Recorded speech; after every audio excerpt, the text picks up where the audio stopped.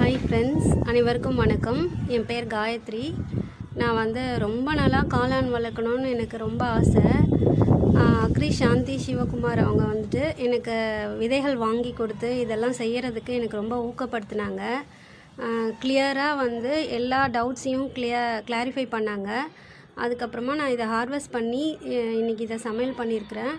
வாணலில் எண்ணெய் போட்டுட்டு சோம்பு பொடி கொஞ்சம் போட்டுட்டு வெங்காயம், தக்காளி, இஞ்சி, பூண்டு, பச்சை மிளகாய் எல்லாத்தையும் போட்டு நல்லா வதக்கிட்டு காளானியும் அதில் சின்ன சின்னதாக பிச்சு போட்டு நல்லா வதக்கிட்டு உப்பு, குழம்பு மிளகாய் தூள், கொஞ்சமாக கரம் மசாலா தூள், மஞ்சள் பொடி போட்டு தண்ணி ஊற்றிட்டு இதை நல்லா ஒரு 10 மினிட்ஸ்க்கு மூடி போட்டு வேக வச்சிட்டேன்.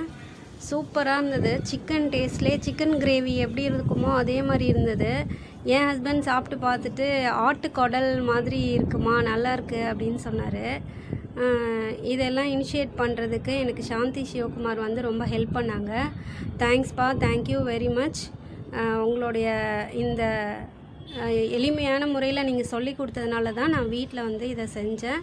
ரொம்ப நன்றிப்பா.